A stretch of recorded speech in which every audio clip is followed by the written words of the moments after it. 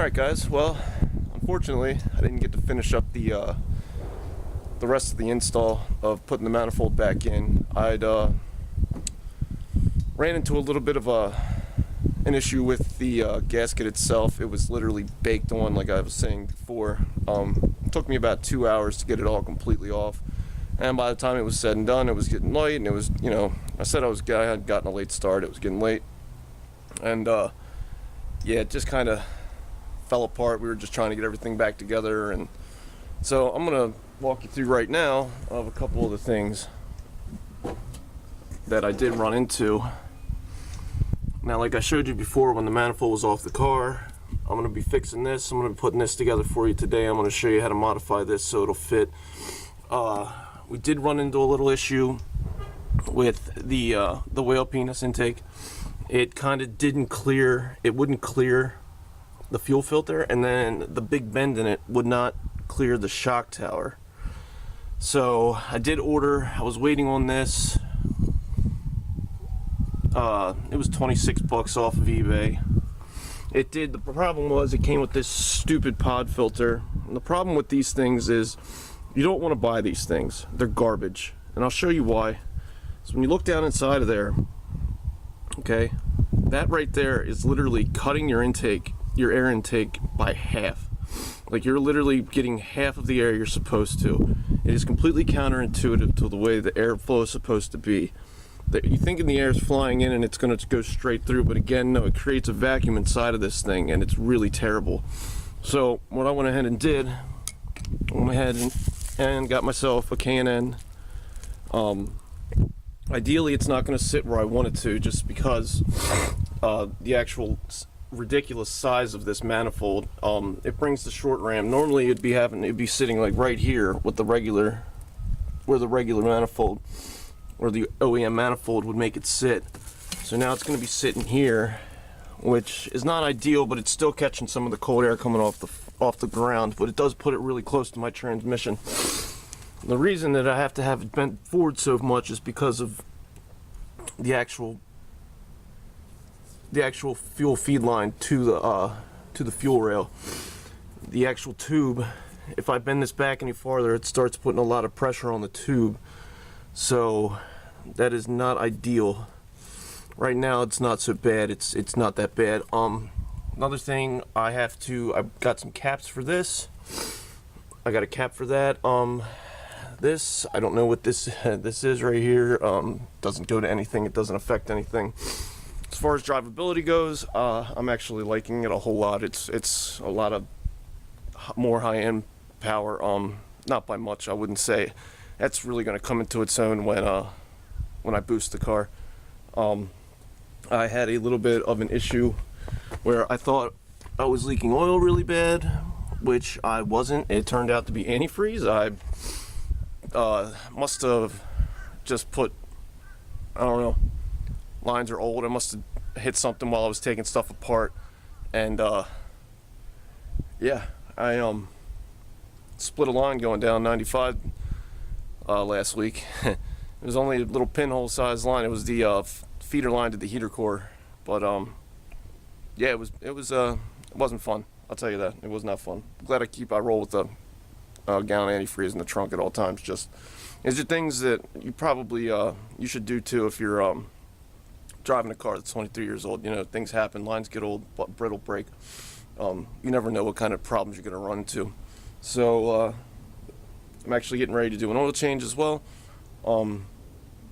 So without further ado, let's start putting this stuff together, okay?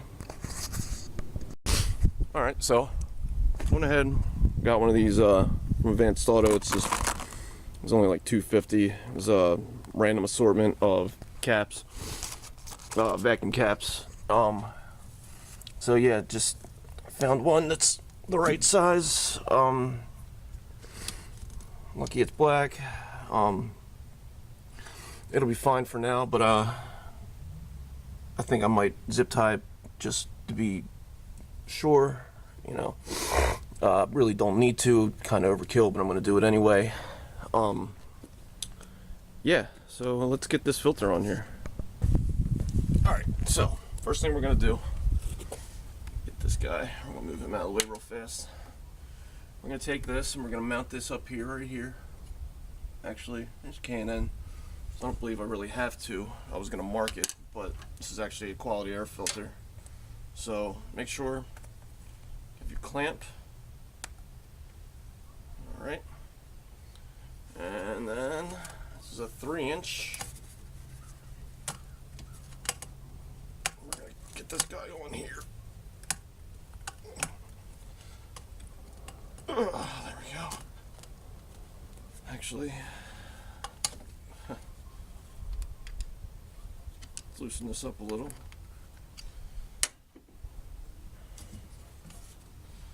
That should help tremendously. And yeah, like I was saying, K&N, it's got a stopper on it, so it's only going to go so far. Alright. Once we're on,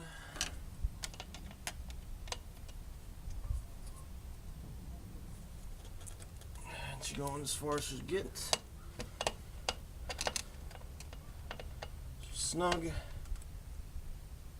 And then tighten it down. And that's how you do that.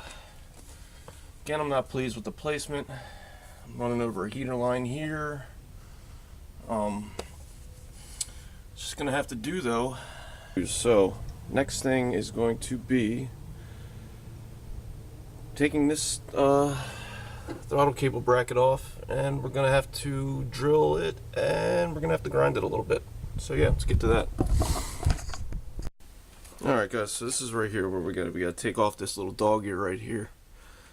So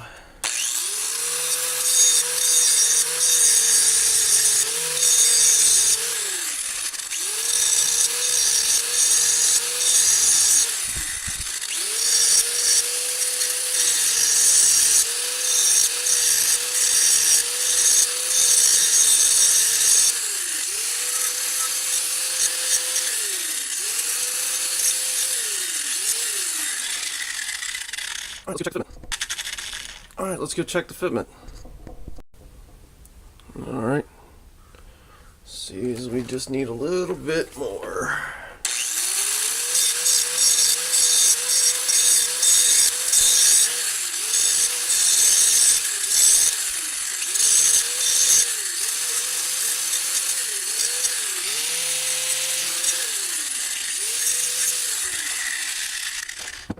Let's check that.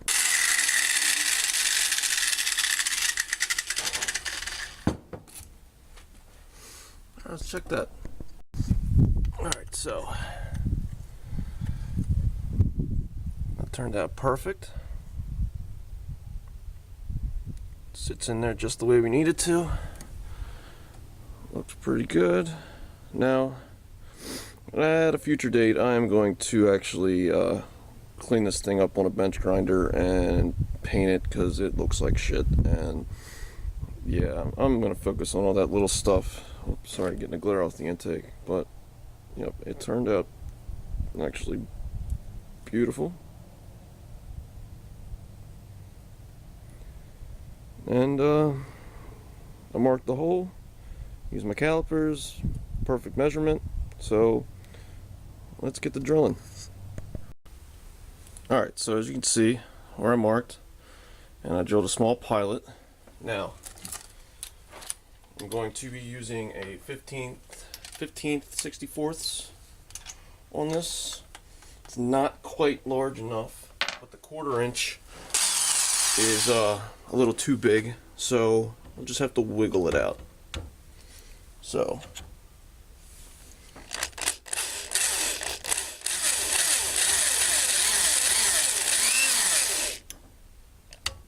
and we're down center over the hole.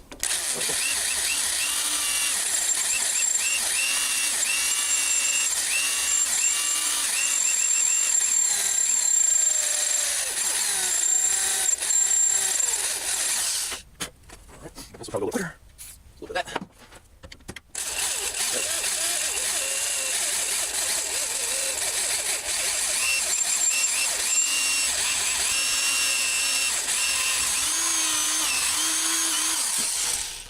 And we're through. So let's see.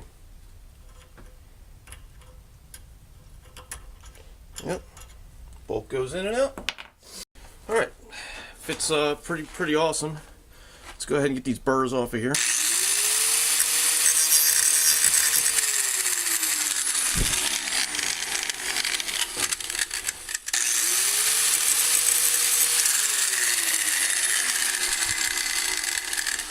Okay. So next, what do? I have a fine wire brush. So, do a wire brush on the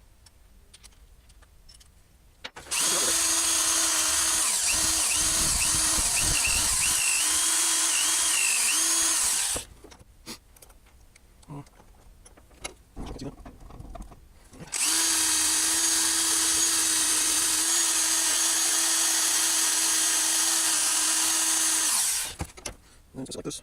So, let's get that in here again.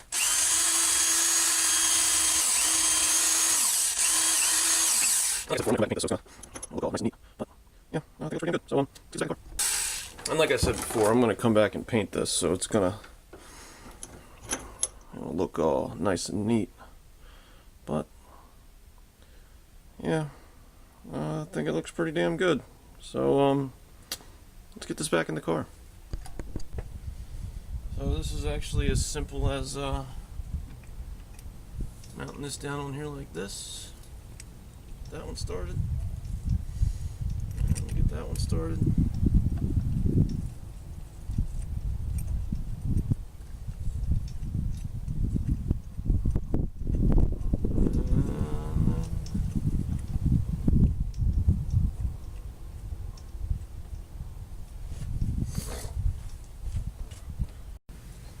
Okay, so just gonna tighten these down.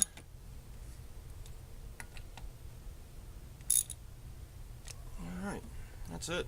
So, only thing left to do is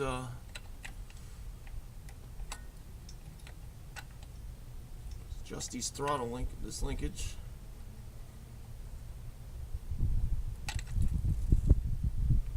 Which really is pretty self-explanatory. So I'll see you again when I have it back together.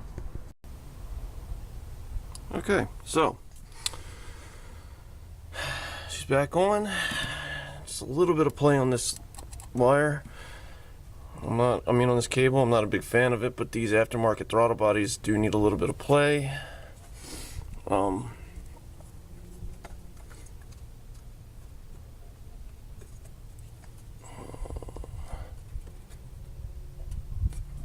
Tip of that, and that's good. Did have to install this nut down here for, I guess it's for a B series air intake temperature sensor. I just put a bolt in it, a 12mm bolt. I think it was M8 by 125. Put a little RTV on it, seal it up. Like I said, we plugged this off because there's my, for a D series, the OBD intake air temperature sensors right there. Got the filter on, and that, ladies and gentlemen, is how you install a Skunk2 intake manifold on a D series. Sorry I didn't get any footage of putting it back in. I'm probably going to make this a two-part thing, so if I do, you'll see a link above my head somewhere. Until next time, please like, comment, and subscribe, and peace. Just want to give you all a quick little update. Continuity, this is going to be a little weird. So this is after I'd finished filming. I decided to go ahead here and where I was having this binding issue, all I did, I just moved the banjo bolt over to the other side from where the support is, this bracket right here. It's nice and tight. It's not going anywhere. It's not a big deal. There's no leaks. But now I'm not pressed up against here. So now I can move this back a little, and then I'll get more overhang over here in the cooler part of the engine bay. I just want to get away from this cooling pipe. This coolant line. And yeah. So yeah, that's that.